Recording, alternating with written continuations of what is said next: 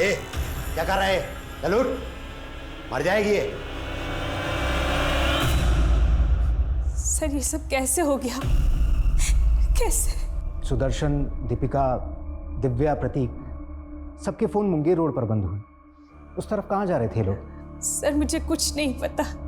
लेकिन एक बात बताइए कि आपकी बेटी दिव्या और प्रतीक का सुदर्शन और दीपिका के साथ में रिश्ता कैसा था? सर सब कुछ ठीक ही था। मुझे सिर्फ इतना मालूम है कि प्रतीक की शादी करने वाले थे सुदर्शन, लेकिन प्रतीक उस रिश्ते से खुश नहीं था। किससे होने वाला था रिश्ता? सुदर्शन के एक पुराने दोस्त हैं जगजीत, उन्हीं की बेटी से प्रतीक के रिश्ते की बात चल रही थी। सिर्फ 15,000? तुम्हारा इंटरेस्ट तो 20,000 रुपए महीना है ना, और इस बार तुम मुझे 2 बार का इंटरेस्ट चुकाने वाले थे। डॉक्टर साहब इस बार हाथ थोड़ा तंग है तो मुझे कोई फालतू बहाना नहीं सुनना है, और अगर इंटरेस्ट नहीं चुका सकते तो जो 10 लाख रुपए मुझसे उधार लिया है ना, पूरा लौटा दो। अरे डॉक्टर साहब 10 लाख रुपए तो मैं 1 साल के पहले नहीं चुका सकता, पर नेक्स्ट मंथ से आपको ब्याज टाइम पर मिल जाएगा, प्लीज। अगर नहीं मिला ना तो मुझे उंगली टेढ़ी करनी आती है। डॉक्टर साहब मेरी बेटी की अचानक तबीयत बिगड़ गई है, मेहरबानी करके आप घर चलिए। अरे गोविंद, तुम्हारी बेटी की तबीयत खराब है तो उसे अस्पताल लेके जाओ, मैं घर पे विजिट नहीं करता हूँ। डॉक्टर साहब अस्पताल के माहौल से मेरी बेटी को डर लगता है। ठीक है।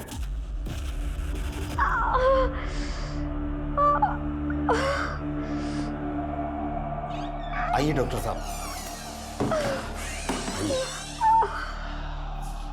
क्या हुआ इन्हें? वो पेट में दर्द है। ठीक है, मैं देख लेता हूँ।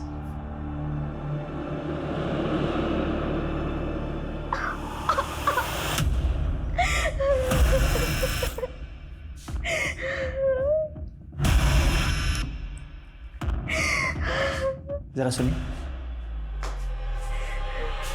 सच सच बताइए क्या हुआ आपकी बेटी के साथ? कहीं रेप वगैरह का मामला तो नहीं है? अरे नहीं डॉक्टर साहब, ऐसी कोई बात नहीं, वो लड़कियों वाली परेशानी। आप चेक तो कीजिए। देखिए हमें भी बहुत दुख है उस परिवार की मौत का, लेकिन आप सारी फैमिली की लाश नहीं मिली है अभी। दिव्या और प्रतीक गायब है। आपको क्या लगता है कहाँ हो सकते हो? जी हमें क्या मालूम, लेकिन हमें अच्छी तरीके से मालूम है आपकी और सुदर्शन की दोस्ती के बारे में। हमेशा से दुश्मन रहे हैं आप, और इस बार तो समधी बनकर भी समधी बन नहीं पाए। 36 का आंकड़ा 36 का ही रहा। आंकड़ा तो अपने बेटे से भी बिगड़ा हुआ था सुदर्शन का। उसकी पहली पत्नी की बेटी दिव्या, वो सिर्फ संपत्ति के खातिर अपने बाप के पास रहती थी।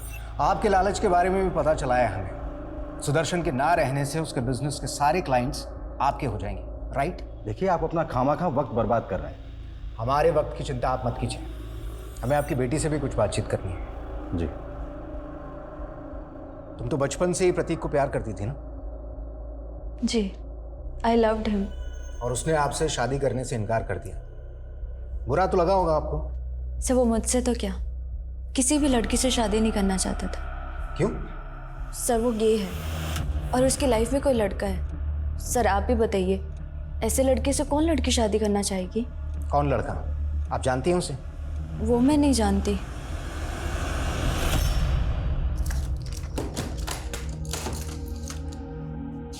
ये दवाई दे देना, दिन में 2 बार खाने के बाद, 1 हफ्ता आराम करने दो। डॉक्टर साहब आपकी बड़ी मेहरबानी जो आपने मेरी बेटी को देखा। आपकी फीस? अरे फीस की कोई ज़रूरत नहीं।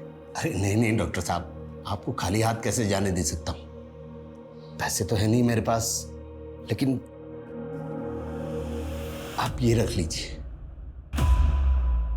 नहीं, ये मैं नहीं ले सकता।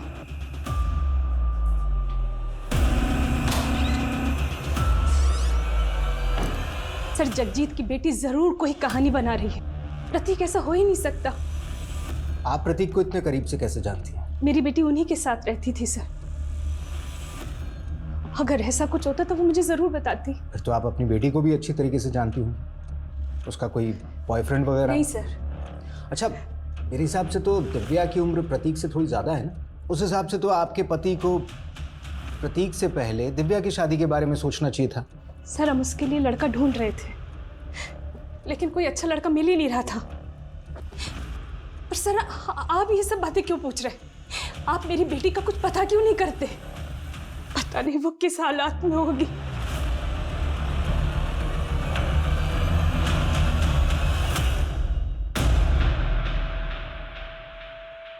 शगुफ्ता, मैं जानता हूँ तुम्हें मुझसे बहुत सी शिकायतें रही हैं, लेकिन शायद ये तकदीर का खेल है कि हम लोग चाह के भी एक दूसरे के करीब नहीं आ पाते। ये अचानक क्या हो गया आपको?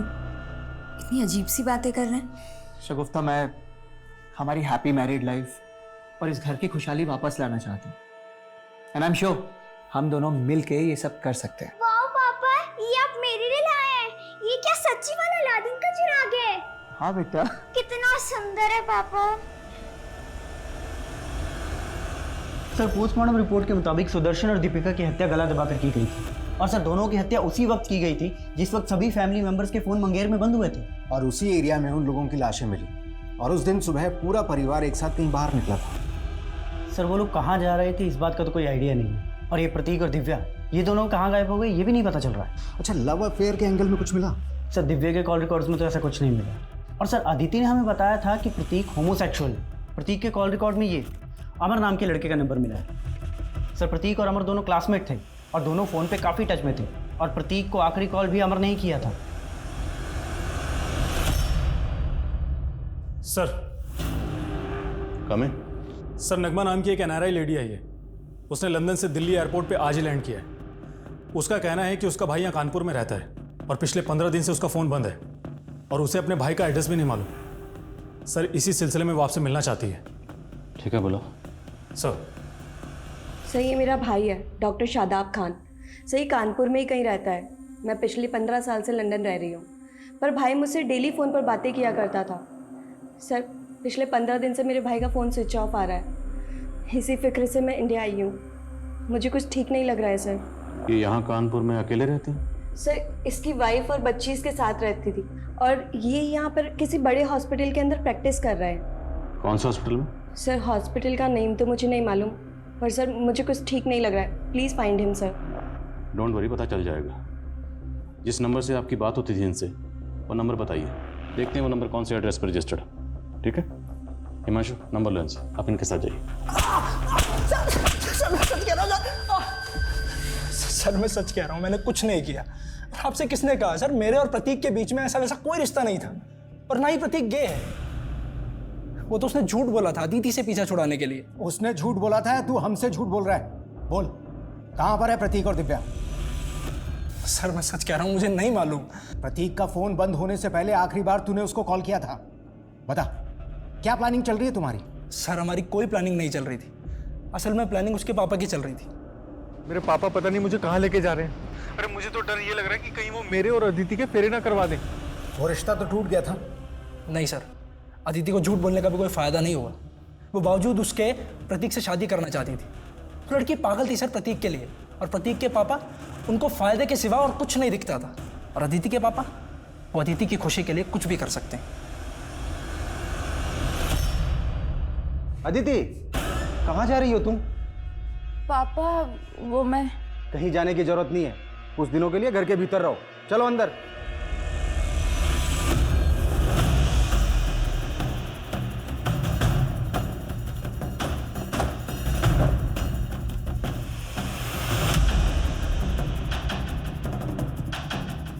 देखिए, मोबाइल कंपनी में उन्होंने जो अपना एड्रेस दिया है, उसके हिसाब से तो यही घर है। पर सर, यहाँ तो लॉक लगा हुआ है। देखिए, हो सकता है कुछ दिनों के लिए कानपुर से बाहर गए हों, क्योंकि गाड़ियाँ यहीं हैं उनकी। सर, भाई का फ़ोन पिछले 15 दिनों से स्विच ऑफ आ रहा है, और ऐसा कभी नहीं हुआ। भाई ने इतने लंबे समय के लिए कभी फ़ोन बंद नहीं रखा अपना। सर, मुझे डर लग रहा है। प्लीज़ कुछ पता कीजिए ना सर। हिमांशु, जरा विंडो से देखो, चेक करो। सर,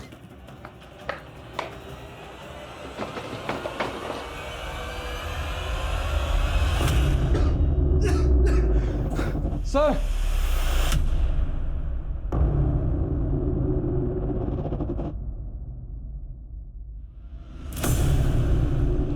ताला तोड़ो।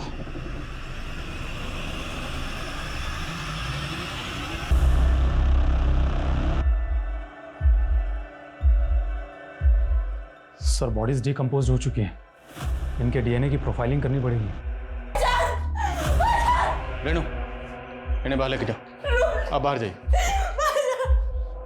तीनों में किसी की बॉडी पर किसी भी तरह की एक्सटर्नल इंजरी, तो शायद जहर। फोरेंसिक को बुलाओ। और घर में जितने भी टेक्निकल एविडेंसेस हैं सब कलेक्ट करो, क्विक। सर ये डॉक्टर साहब की कॉलोनी के पास यहीं रहते। इनका कहना है कि 16-17 दिन से यहाँ ताला लगा हुआ है। आप डॉक्टर शादाब को पर्सनली जानते थे? जी हाँ सर, वो मेरी बेटी का इलाज कर रहे थे। इसी सिलसिले में 16-17 दिन पहले उनसे मिलने आया था। उसके बाद से ताला लगा हुआ है। अच्छा, इनका किसी से कोई झगड़ा था? नहीं सर, वो तो बहुत ही नेक आदमी थे। मेरी बेटी की इलाज की फीस भी नहीं ले रहे थे। ये डॉक्टर शादाब कौन से हॉस्पिटल में प्रैक्टिस करते थे? सर जिग्मा हेल्थ सेंटर, लेकिन सुना है कि उन्होंने वहाँ जाना छोड़ दिया था। क्यों? सर वो खुद का क्लिनिक खोलना चाहते थे। बहना, अपने काम का अलग ही मजा होता है, सीनियर्स की कोई रेस्ट्रिक्शन नहीं। जी भाईजान, वेल एंड गुड अगर आपका खुद का क्लिनिक हो तो। और भाईजान अगर आपको फंड्स की जरूरत हो तो। नहीं नहीं नगमा, फंड्स की कोई प्रॉब्लम नहीं है। मैं तो बस एक अच्छी सी जमीन ढूंढ रहा हूँ जहाँ खुद का क्लिनिक शुरू कर सकूं। पापा मुझे भी फूफी से बात करनी है। सर सब लोग बहुत खुश थे। मैं सपने में भी नहीं सोच सकती कि ऐसा कुछ हो जाएगा। आपको किसी पर कुछ शक? सर मैं काफी टाइम से बाहर ही रह रही हूँ, मुझे यहाँ के बारे में कुछ नहीं पता। कोई बात नहीं, हम पता लगा लेंगे, आप बेफिक्र रहिए। हिमांशु, डॉक्टर शादाब यहाँ प्रैक्टिस करते थे, उस हॉस्पिटल में सबसे पूछताछ करो। सर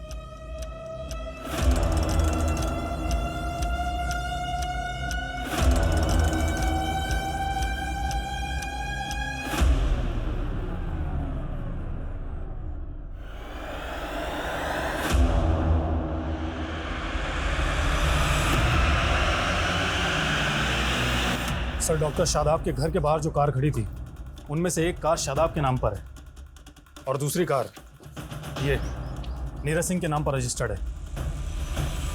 सर मैंने शादाब की बहन से भी पता किया, वो इस नीरज को नहीं जानती है। मैं इसके घर भी गया था सर, इसका घर बंद पड़ा है। सर कुछ भी पता नहीं चल पा रहा है कि आखिर ये नीरज गायब कहाँ हो गया। सर हो सकता है इस नीरज ने ही कांड किया हो और उसके बाद गायब हो गया हो। अगर ऐसा है तो ये अपनी कार इस तरह छोड़कर क्यों जाएगा? सर दरअसल इसकी कार स्टार्ट ही नहीं हो रही है। हो सकता है किसी वजह से इसकी कार खराब हो गई हो, जिसकी वजह से ये साथ में नहीं ले जा पाया। पता करो नीरज सिंह इस वक्त कहाँ है। सर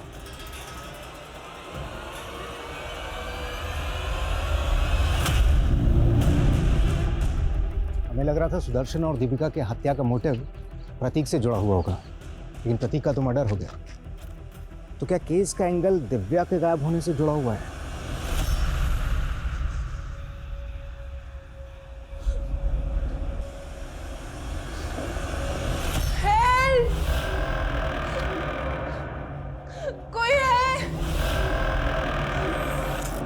सर ये नीरज सिंह ड्रग्स की ट्रेडिंग करता है। बलिया की ड्रग्स फैक्ट्री में इसका आना जाना है, लेकिन फिलहाल वहां से भी पता नहीं लग रहा आखिर वो कहाँ गायब हो गया। आखिर इन सारे कत्ल के पीछे कातिल का मकसद क्या था? ये नीरज सिंह जहाँ कहीं भी है पता लगा उसका। जी सर। सर हमें सर डॉक्टर शादाब, उसकी बीवी और बेटी की पोस्टमार्टम रिपोर्ट। सर रिपोर्ट के मुताबिक उन तीनों की बॉडी में जहर इंजेक्ट किया गया था और इसी वजह से उनकी मौत हुई। इन तीनों की बॉडी में जो जहर इंजेक्ट किया गया, इस तरह का पॉइजन तो एनिमल मर्सी किलिंग के लिए इस्तेमाल होता है। तो मतलब ये काम किसी मेडिकल प्रोफेशन से जुड़े इंसान का हो सकता है। डॉक्टर शादाब खुद हार्ट सर्जन था, तो हो सकता है उसका अपने किसी कलीग से कोई इशू हो, या फिर ये काम किसी जानवरों के डॉक्टर का हो। लेकिन सर शादाब के कांटेक्ट में जानवरों के किसी डॉक्टर का पता नहीं चला और 3 महीने पहले तक वो जिस हार्ट इंस्टीट्यूट में प्रैक्टिस कर रहा था वहाँ के स्टाफ से भी कोई क्लू नहीं मिला। फिर भी एक बार पूरे स्टाफ से दोबारा पूछताछ करो। और डॉक्टर शादाब की बहन ने बताया था कि डॉक्टर शादाब खुद का क्लिनिक खोलने वाला था। पता करो वो क्लिनिक के लिए कहाँ ज़मीन देख रहा था। हो सकता है कोई प्रॉपर्टी डिस्प्यूट का एंगल हो। सर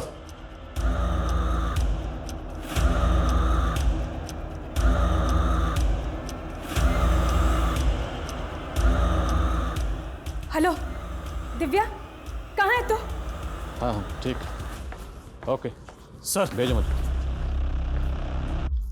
सर शादाब ने कोई ज़मीन खरीदी थी, उसकी तो कोई डिटेल नहीं मिली है, लेकिन उसके घर से एक एमओयू मिला है। सर 2 महीने पहले शादाब ने उन्नाव में अपनी एक पुश्तैनी ज़मीन बेची थी।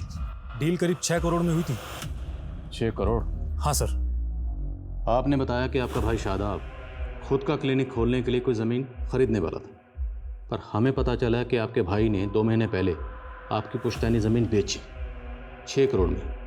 अब पुश्तैनी ज़मीन थी तो जाहिर सी बात है उस ज़मीन पर मालिकाना हक तो आपका भी था, तो आपको उस डील के बारे में कुछ ना कुछ तो पता होगा। और उस 6 करोड़ में से कुछ ना कुछ आपको भी मिला होगा। नो सर, इनफैक्ट हम लोग काफ़ी टाइम से ट्राई कर रहे थे वो प्रॉपर्टी सेल करने की, पर भाई ने कहा कि वो प्रॉपर्टी सेल हो ही नहीं रही है। नगमा, इन दिनों प्रॉपर्टी रेट्स तो बहुत डाउन चल रहे हैं। 4 CR से ऊपर कोई प्राइस बोल ही नहीं रहा। आप लक्ष्मण चौधरी को जानती हैं? कौन लक्ष्मण चौधरी? लक्ष्मण चौधरी ने ही आपके भाई से 6 करोड़ में आपकी पुश्तैनी ज़मीन खरीदी। No sir, sir I think ज़रूर मेरे भाई के साथ कोई फ्रॉड हुआ है।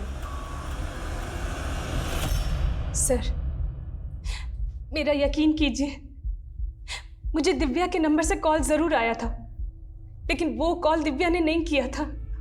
अच्छा, अब आप बोलेंगी किसी ने आपकी बेटी के नाम पर फिरौती मांगी आपसे? नहीं सर, दूसरी तरफ से कोई आवाज़ ही नहीं आ रही थी। हेलो बेटा, कहाँ है तू? हेलो। दिव्या का फोन करनाल में ऑन हुआ था। अब सच सच बताइए, कहाँ छुपा रखा है अपनी बेटी को करनाल में? यहाँ मैं अपनी बेटी के लिए परेशान हो रहा हूँ। बस, बहुत ड्रामा हो गया आपका। आपकी और आपकी बेटी की नजर थी सुदर्शन के घर जायदाद पर। सुदर्शन, उसकी बीवी, उसका बेटा सब मारे गए, फिर आपकी बेटी कहाँ गायब हो गई? मेरी बेटी किसी मुसीबत में है सर। मुसीबत में अब आप फंसोगी। ऐसी चार्जशीट लगाऊंगा ना, कभी बाहर नहीं निकल पाओगी। बताओ कहाँ पर है दिव्या? आप मुझ पर जुल्म कर रहे हैं सर। ऐसे सच नहीं उगलोगी तुम। पूजा,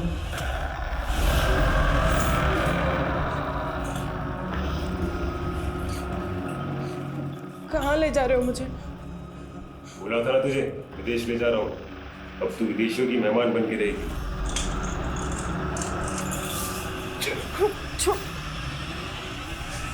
ये देखिए साहब, पेमेंट करते वक्त पूरा वीडियो रिकॉर्ड किया है मैंने। कोई धोखाधड़ी नहीं की है मैंने डॉक्टर साहब के साथ में।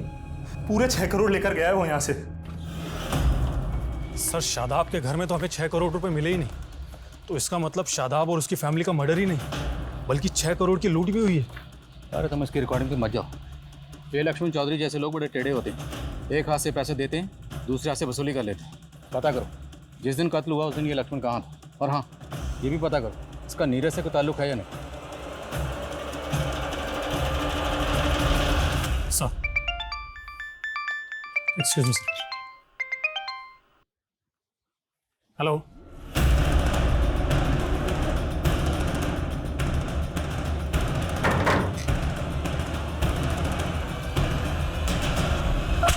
मैंने कुछ नहीं किया सर। मैंने कुछ नहीं किया सर। मैं लक्ष्मण चौधरी को नहीं जानता और ना ही डॉक्टर शादाब और उनकी फैमिली के साथ में मैंने कुछ किया है सर। तूने कुछ नहीं किया तो तू अपनी गाड़ी डॉक्टर शादाब के घर पर छोड़कर भागा क्यों था?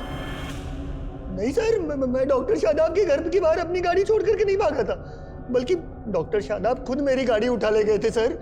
क्यों? सर मैंने डॉक्टर शादाब से 10 लाख रुपए उधार लिए थे और मैं उनको ब्याज भी टाइम पर नहीं दे पा रहा था। डॉक्टर साहब प्लीज, आप मेरी कार ऐसे नहीं ले जा सकते। 1 मिनट, पूरे 10 लाख रुपए बकाया तुम पे मेरे, इंटरेस्ट अलग से। अभी तो सिर्फ गाड़ी लेके जा रहा हूँ, अगर मेरे पैसे नहीं चुकाए ना तो मैं भी बेच सकता हूँ मैं। डॉक्टर साहब, फिर सर मैंने उनके मर्डर के बारे में सुना सर, मैं घबरा गया, इसीलिए फरार हो गया। पर सर मैंने कुछ नहीं किया। रुक रुक रुक, डॉक्टर शादाब ने 10 लाख रुपए तुझे उधार दिए थे या ब्याज पे दिए थे? सर ब्याज पर दिए थे सर। डॉक्टर शादाब और ब्याज। अच्छा, अगर तुझे ब्याज पर पैसे दिए थे तो डॉक्टर शादाब बाकी लोगों को भी ब्याज पर पैसे देता होगा? हाँ सर, देता होगा। तुम ऐसे किसी और शख्स को जानते हो जिसे डॉक्टर शादाब ने ब्याज पर पैसे उधार दिए थे? नहीं सर, ऐसे तो किसी शख्स को नहीं जानता, पर डॉक्टर शादाब पर ऊपर वाले की बड़ी मेहर थी। पता नहीं वो किसकी इबादत करते थे, क्या इबादत करते थे, पर उनकी तिजोरी हमेशा नोटों से भरी रहती थी सर। इबादत? जी सर। कैसी इबादत? सर ये तो मुझे नहीं पता, पर एक बार मैं डॉक्टर शादाब के घर ब्याज के पैसे देने गया था, तब उनकी फैमिली अजीब सी हरकतें कर रही थी, तभी मैंने देखा था। मुझे अजीब सा लगा सर। अक्कर बक्कर तौबा रहम मुस्तम मुस्तम बिल्बिल कम अक्कर बक्कर तौबा। मुझे देखते ही डॉक्टर शादाब ने उस चिराग को कपड़े से ढक दिया। पता नहीं उन्होंने ऐसा क्यों किया। ये चिराग एग्जैक्टली डेड बॉडीज के पास रखा हुआ था। कहीं ऐसा तो नहीं कि फैमिली किसी तिलिस्मी जादू करने वाले बाबा के चंगुल में फंसी हुई थी? लेकिन सर कोई ऐसा बाबा ऐसे जहर के इस्तेमाल से उन्हें क्यों मारेगा जो एनिमल्स की मर्सिंग किलिंग में इस्तेमाल होता है? और फॉरेंसिक को घर में अननोन फिंगर के प्रिंट्स भी नहीं मिले थे। और सिरिंज शादाब के हाथ में मिली थी। सर हो सकता है लूट फरेब की हताशा में फैमिली ने मिलकर सुसाइड किया हो। नहीं मानशु, इस केस की तय में जाए बिना हम इस केस को ऐसे सुसाइड केस नहीं मान सकते। इस केस में कुछ ना कुछ तो ऐसा जरूर है जो हम मिस कर रहे हैं। सर फॉरेंसिक ने डॉक्टर शादाब, उसकी बीवी और उसकी बेटी के डीएनए की प्रोफाइलिंग की तो पता चला है कि सर डॉक्टर शादाब और उसकी बेटी का डीएनए मैच नहीं करता। व्हाट? मतलब रूही डॉक्टर शादाब की अपनी बेटी नहीं है? नहीं सर, मैं मान ही नहीं सकती कि रूही शादाब भाई की बेटी नहीं थी। पर डीएनए रिपोर्ट तो यही कहती है। अब डीएनए रिपोर्ट तो झूठ नहीं। देखिए, हम इस केस की तहकीकात कर रहे हैं और जब हम तहकीकात करते हैं तो हम हर एंगल टटोलते हैं। तो मुमकिन है कि आपकी भाभी शगुफ्ता का कोई पास्ट रहा, कोई माजी रहा और नहीं सर, ऐसा नहीं हो सकता। ऐसा भी तो हो सकता है ना कि शादाब भाई ही बाप ना बन सकते हो, इसी वजह से शगुफ्ता भाभी आईवीएफ के थ्रू प्रेग्नेंट हुई हो। आजकल तो ये सब कॉमन है सर। पर उनके घर से जो हमें चीज़ें मिली हैं उन्हें जानकर आपको भी ताज्जुब होगा। आपके भाई शायद किसी अजीब किस्म की इबादत में मुब्तला थे, क्योंकि उनके घर से हमें एंशिएंट रिलीजियस बुक्स मिली। इनफैक्ट उनके घर से हमें ये चिराग भी मिला। चिराग? अक्कड़ बक्कड़ तौबा रहम, रुस्तम रुस्तम बिलबिल का। अब ये सब चीज़ें देख के तो नहीं लगता कि आपका भाई या आपकी भाभी इतने मॉडर्न ख्याल के थे। उनसे कहो इतना वक्त नहीं है, रिपोर्ट जल्दी चाहिए। सर जहांगीरपुरी पुलिस से 2 साल पुराने केस का पता चला है जिसमें एक फैमिली की मौत उसी एनिमल मर्सी किलिंग वाले जहर से हुई थी जिससे शादाब की फैमिली की मौत हुई। सर इसका नाम सचिन है और ये उसकी बेटी जो मारे गए थे। इन दोनों को किसने मारा? सर क्लोजर रिपोर्ट में इसे सुसाइड केस माना गया था। सचिन की बेटी को कैंसर था, लास्ट स्टेज पर थी और जहांगीर पुलिस की ये थ्योरी थी कि सचिन ने इसी हताशा में अपनी बेटी के साथ आत्महत्या कर ली। भले ही जहांगीर पुलिस की ये थ्योरी है कि एक सुसाइड केस है, पर सवाल ये है कि सचिन के पास ये जहर कहाँ से आया होगा। सचिन करता क्या था? सर ये एक सॉफ्टवेयर इंजीनियर था, लेकिन इसका मेडिकल फील्ड से दूर दूर तक कोई लेना देना नहीं था। एक बात और सर, सचिन की मौत से पहले सचिन के घर के बाहर एक लड़की को देखा गया था, उसका स्केच भी बना था। सर ये रहा वो स्केच। सर आज तक इस लड़की की पहचान नहीं हो पाई है। सर कुछ समझ में नहीं आ रहा है कि आखिर ये लड़की है कौन। एक अजीब बात और सर, सचिन और उसकी बेटी की लाश के पास में एक खाली पिंजरा भी मिला था। सर ये क्राइम सीन की फोटो।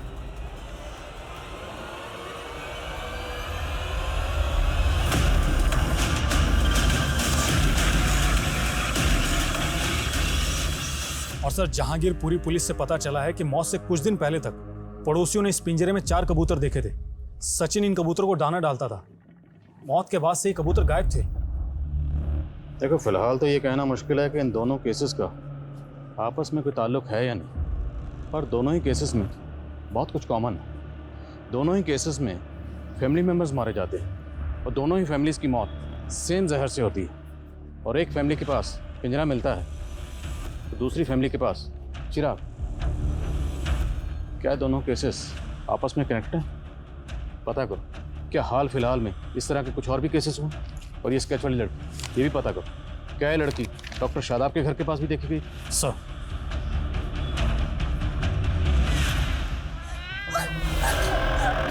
छोड़ दो मुझे, छोड़ दो मेरा बच्चा, छोड़, मेरी जिंदगी तो बर्बाद कर दी, मेरे बच्चे को तो छोड़ दो, छोड़ो मुझे, छोड़ो।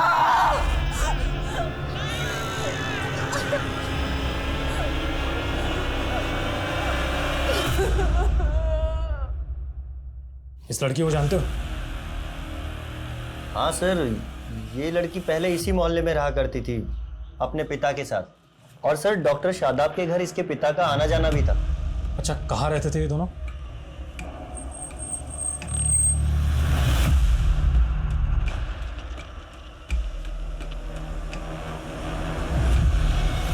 सर गोविंद और उसकी बेटी उस घर में किराए पे रहते थे, लेकिन अब वो घर खाली करके चले गए हैं।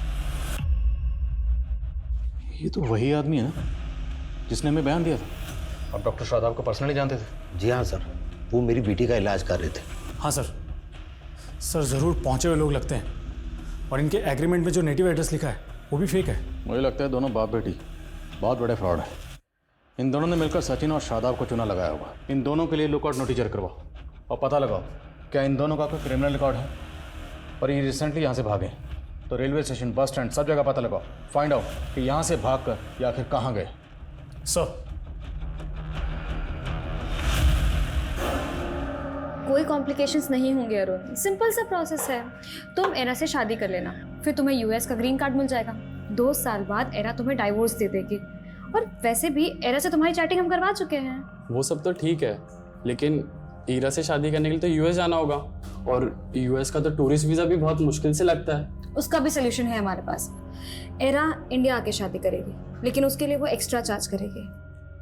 25 लाख दे तो रहा हूँ, और कितना लगेगा? 30 लाख, वो भी एडवांस में। तभी एरा इंडिया लैंड करेगी। सर कम इन। सर, गोविंद की बेटी का एयरपोर्ट से क्लू मिला। ये गोविंद की बेटी 4 दिन पहले एयरपोर्ट पे देखी गई थी, वो भी एकदम बदले रूप में। ये देखिए सर। एयरपोर्ट पे ये अकेली थी? जी सर। और हाँ सर, मैंने पता किया, इसने दिल्ली की फ्लाइट ली थी। बेटी अगर फ्लाइट पकड़ के दिल्ली गई है तो बाप कहाँ गायब हुआ? इसकी टिकट बुकिंग की डिटेल निकलो। Yes sir. सर हमें सर रिसेंट में कुछ अतरंगी केसेस की डिटेल्स निकाली मैंने, जो कुछ अजीब तरह के फ्रॉड से जुड़े हैं। सर एक केस में एक जौहरी को रेत बेचा गया और कहा गया कि इसमें लोहा डालोगे तो 40 दिन में सोना हो जाएगा। एक केस में रोबोट, तो एक केस में बिल्ली की जेर। ये गोविंद और उसकी बेटी का क्रिमिनल रिकॉर्ड? हाँ सर। सर गोविंद का एक रिकॉर्ड मिला है सर, फरीदाबाद पुलिस की फाइल में। इसका नाम राधेश्याम है। और सर ये राधेश्याम को फरीदाबाद पुलिस 4 साल से ढूंढ रही है। और फरीदाबाद में ये एक फैमिली में ड्राइवर था, तब ये वहाँ नया नया काम पर लगा था, इसलिए फरीदाबाद पुलिस को इसके बारे में कुछ भी पता नहीं चला। और सर फिर बाद में पता चला कि ये मर्डर करके गायब हो गया। और उस फैमिली में सुदर्शन, उसकी बीवी दीपिका और बेटे प्रतीक का मर्डर हुआ था। और सर सुदर्शन की एक्स वाइफ की बेटी दिव्या के बारे में भी कुछ पता नहीं चल रहा है, जो कि उनके साथ ही रहती थी। और फरीदाबाद पुलिस की थ्योरी थी कि दिव्या और उसकी माँ रुक्मणी भी इस ड्राइवर के साथ मिले हुए थे। फरीदाबाद चलने की तैयारी करो। सर। सर, मुझे भी नहीं मालूम कि सुदर्शन ने किसी ड्राइवर को काम पे रखा था। इन फोटोग्राफ्स को देखिए, ये वो विक्टिम है जिनका कत्ल हुआ। उस ड्राइवर को इन फैमिली मेंबर्स के साथ देखा गया। आपके पति सुदर्शन का या आपकी बेटी दिव्या का उस ड्राइवर से कोई कनेक्शन? नहीं सर, मैं नहीं जानती। हमें इस लड़की के बारे में पता चला। क्या आप जानती हैं लड़की कौन है? आपने कभी इसे देखा? नहीं सर, पर आप मेरी बेटी को ढूंढ दीजिए। पिछले 4 साल से मैं उसको देखने के लिए तरस रही हूँ, लेकिन मेरा कोई यकीन ही नहीं कर रहा कि मेरी बेटी और मैं बेकसूर है। आप इत्मीनान रखिए, हम आपकी बेटी का जरूर ढूंढें।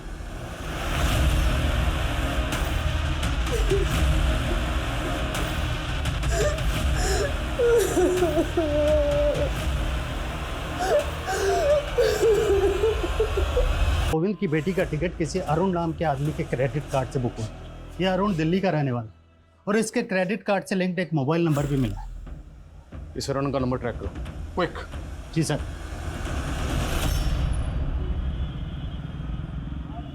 ये लो तुम्हारे 30 लाख रुपए, और परसों की परसों शादी करके मुझे यूएस निकलना है ईरा के साथ। डोंट वरी, एरा कल शाम तक आ जाएगी इंडिया। सोच लो कि तुम्हें ग्रीन कार्ड मिल गया यूएस का।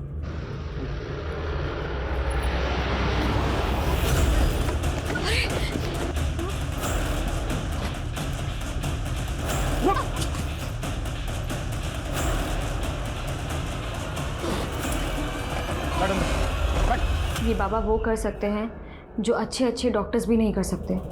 तेरी बेटी पर मौत का बुरा साया मंडरा रहा है, और उसके लिए तुझे 4 अनोखे कबूतर खरीदने होंगे। उन कबूतरों में तेरी बेटी का बुरा साया आ जाएगा। फिर उन कबूतरों को उड़ा देना। अगर मौत के पिंजरे से बचना चाहता है तो उन कबूतरों को उड़ाना होगा।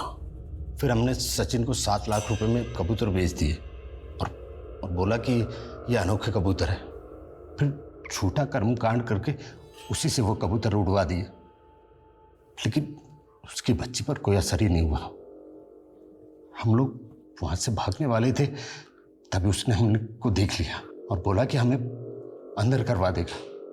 हमने उसे और एक झांसा दिया, कहा कि अगर उस पिंजरे में फिर से टोटका करेंगे तो उसकी बेटी बच जाएगी। वो मान गया। हम उसके घर पहुंच गए और दोनों बाप बेटी को की तरह शादाब और उसके परिवार को भी। मुझे पता लगा कि शादाब को पुरानी किताबें पढ़ने का शौक है, इसीलिए उसे झांसे में लेने के लिए हम लोग उसके पड़ोसी बन गए। डॉक्टर साहब, आज तो आपको गिन्नी लेनी ही पड़ेगी। एक बात बताओ, तुम तो कहते हो कि तुम गरीब आदमी हो, फिर इतनी सोने की गिन्नियां लाते कहाँ से हो? कहीं कोई चोरी वोरी तो नहीं करते? अरे नहीं साहब, ये गिन्नियां तो हमें कुतुबुद्दीन बाबा की रहम से मिलती है। उनके पास अलादीन का चिराग है, जिनसे वो जो भी मांगते हैं उन्हें मिल जाता है, और वो हम गरीबों में बांट देते हैं। अलादीन का चिराग? जिन्न? अक्कड़ बक्कड़ तौबा रहम, रुस्तम रुस्तम बिलबिल का।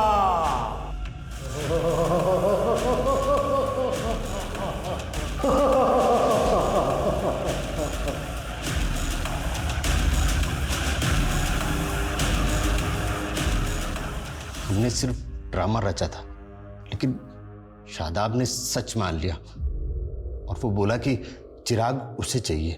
फिर हम लोगों ने उसे 6 करोड़ में वो चिराग दे दिया, लेकिन सर उसका चिराग से जल्दी मोह भंग हो गया। तुमने मुझे चीट किया है। कोई जिन विन नहीं निकलता तुम्हारे चिराग में से। अरे डॉक्टर साहब, अभी 11 दिन ही तो है, 40 दिन की इबादत तो पूरी कीजिए। सब उसे किसी तरह शांत किया और हम लोगों ने सोचा कि भाग चलते, लेकिन वो हमारी पोल खोल देता, इसीलिए उसे भी मार दिया। गोविंद! गोविंद नहीं! नहीं!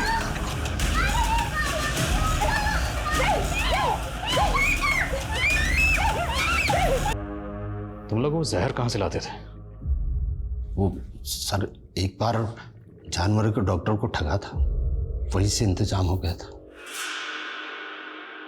तो 4 साल पहले सुदर्शन और उसकी फैमिली को भी इसी तरह से तुम लोगों ने? नहीं साहब, उस वक्त तो हम लोग कच्चे थे, लेकिन जालसाजी तब भी करते थे। सब मुझे पता लगा कि सुदर्शन का बेटा गे था। मुझे प्रतीक से शादी करनी है, मैं उसके बिना नहीं रह सकती। पापा, हम उसका इलाज करवाएंगे ना, कई कंट्रीज में ना पापा उसका अभी भी इलाज होता है। मैंने इसी चीज का फायदा उठाकर उसे बाबा जी के बारे में बताया। बोला ऐसी पूजा कर देंगे कि आपका बेटा बिल्कुल ठीक हो जाएगा, वो गे नहीं रहेगा। हमने भोला को बाबा बनाकर सुदर्शन से मिला दिया और बोला कि पूजा के लिए 2.5 लाख रुपए लगेंगे। और सर उस दिन जब हम पूजा के लिए जा रहे थे तो मैंने रास्ते में गाड़ी रोकी और 2.5 लाख रुपए के लिए सबको मार डाला। क्या हुआ? गाड़ी क्यों रोक दी?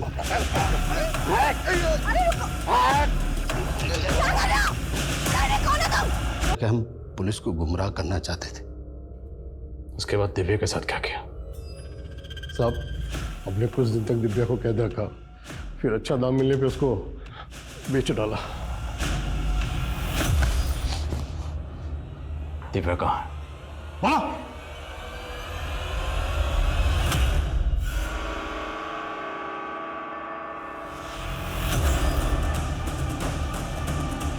सेक्रेटरी, आप ठीक हैं? सर मेरा बच्चा। वो आप आइए हमारे साथ, आइए। वो रेनो आइए, चलिए चलिए चलिए।